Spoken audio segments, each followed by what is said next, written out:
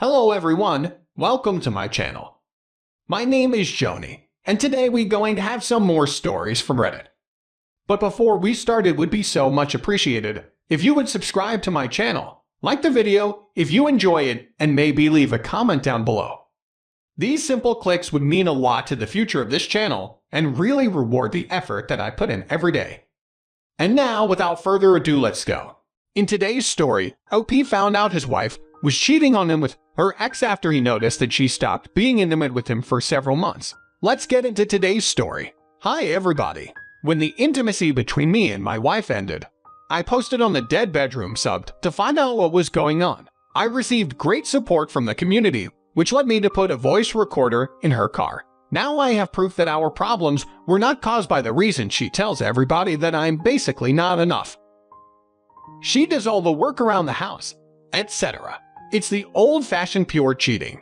It started in September of last year. Right now, she doesn't want to spend a moment with me around the apartment we rent. She always has stuff to do and goes to her parents or friends. The recording tells it all. She mentions that she loves him and that she wants to visit him and have sex with him. She also told him that she will be his wife and that she'll leave me soon.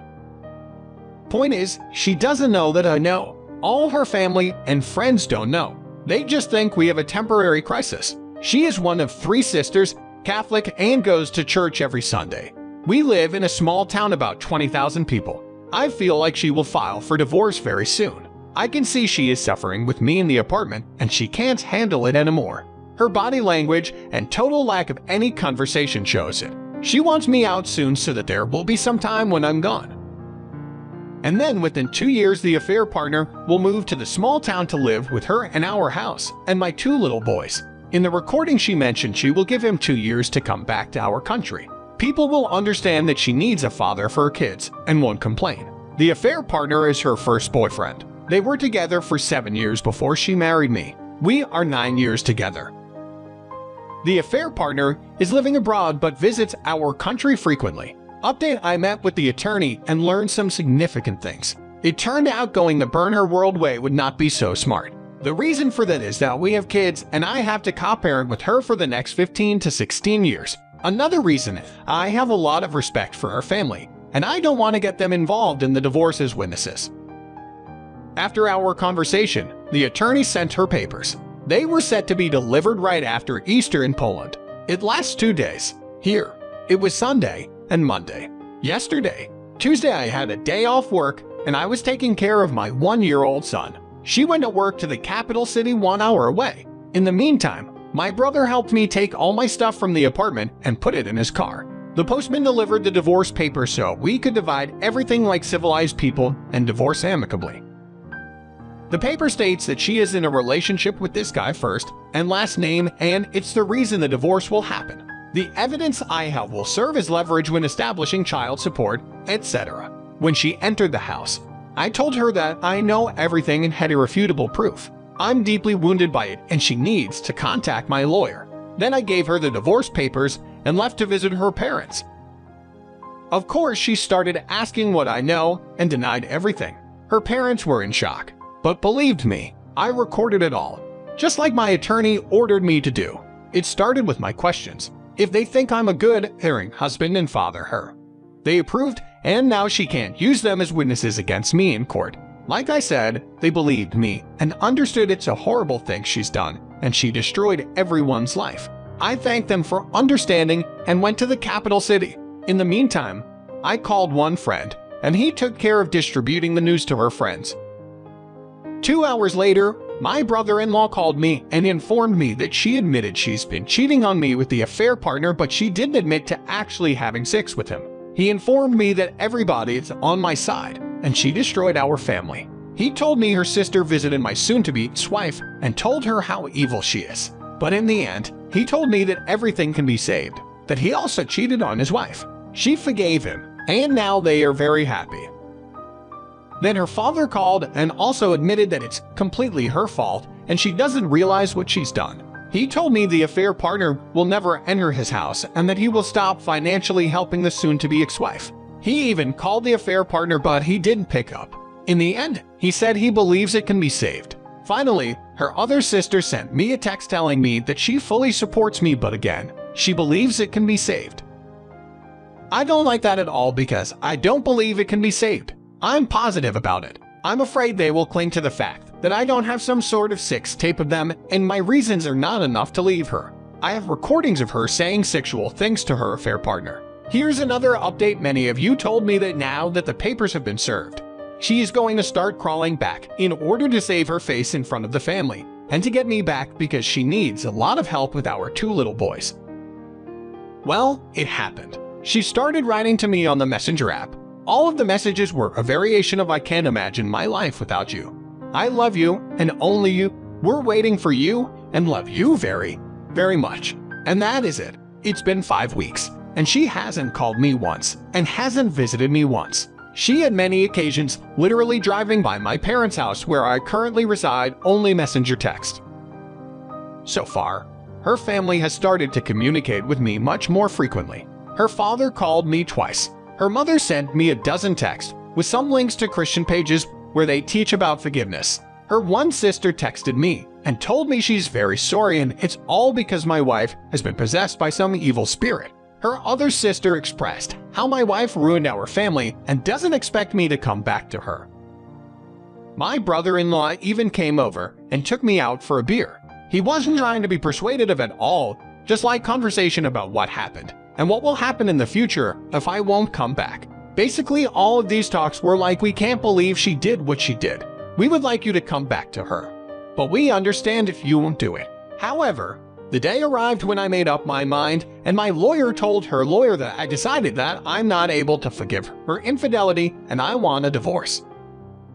My lawyer presented my terms of the divorce, and now we're waiting for her lawyer's response. While I'm waiting for their answer, her sister started blaming me and literally told me that I'm going to kill this marriage. She stated very clearly that it was my wife who started all this by being very selfish. But right now she is very sorry. She's crying and wishing she could turn back time. Now it is me who is selfish and who will kill the marriage by divorcing her. It is on me now because I could cancel the divorce and just come back to my kids. She told me I wouldn't need to come back for my wife's sake, but rather for my kids. She also told me that I'm full of anger, that it will just evolve over time, and then said I should just suck it up and continue living with my wife. Seems like they now have this kind of narrative in which I'm the bad guy who is abandoning my kids. I was thinking to destroy this argument by presenting my terms of getting back together, which she won't agree on. Most likely I don't love her, but I would do it for the kids because I love them immensely. No marriage, just partnership, separate finances. She leaves her hometown and moves with the kids to the capital city where I live. GPS in the car till she stops driving in her old age. Daily phone check. All that after I get my 7 months of dates with random girls. I would also not hesitate to cheat during the relationship and never tell her. If she finds out there is no marriage, anyway, I don't care. What do you think? It's just an idea, nothing serious. I probably won't do it anyway, but don't have any other idea to shut the family's mouth about me abandoning the kids. In Poland, small children like ours have to be near their mother in case of a divorce. I can't have them since she lives in a small town 1 hour away from me, and we can't share the kids 50-50. I will be in every other weekend, dad with all access, whenever I want. Additionally sad and painful, but it is what it is. Here's one final update. Our attorneys finally came into an agreement and the divorce will happen shortly. She is taking the unfinished house and the mortgage is exclusively hers now. The house is for the kids. I don't want anybody to tell me in the future that I caused the selling of the house as part of my revenge for her infidelity. However, I am taking what I put in it, and that amount is not bad at all. The child support amount is not bad either.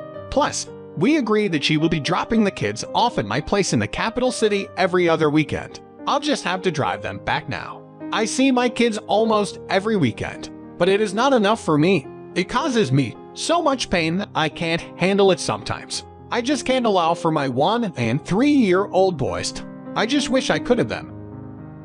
But that's not possible because of the law in Poland. I will have to start driving there in the middle of the week or something to survive. As for her, she keeps messaging me that she loves me, wishes she could turn back time, and that she is suffering because of her deeds every day. She softened to a point when she even told me that she no longer thinks checking her phone would be treating her like garbage. She told me we could move out of the small town to the capital city. She agreed to tell me everything about the affair, every detail of it, if I'll take her back. She came to my parents and apologized. Something must have changed. Somebody must have told her something. She's willing to do everything now and actually showing some remorse. Last time she messaged me this: "Thank you for not selling the house and ending it with me. Alma, agreeing to our terms also means accepting the divorce. I will have to agree in court, but let me just tell you that it will not be true. I don't want this divorce and love you very much. I know you don't believe it and I understand it, but I want you to know that I hope I will have a chance to prove my love to you one day. I love you and I'm sorry for everything. There are no words to express how I regret all this. Things like that sway me and don't help me with the healing process. I would be a liar if I told you her words don't affect me. The vision of my boys growing up in the capital city instead of the small town is tempting. I really believe she has a hard time alone with two small boys, but she did what she did. She cheated and ruined it all. I thought it was going to be better with time, but the wound heals very slowly. You gave me a ton of reassurance that I'm doing the right thing, and I know I am, even though it's hard.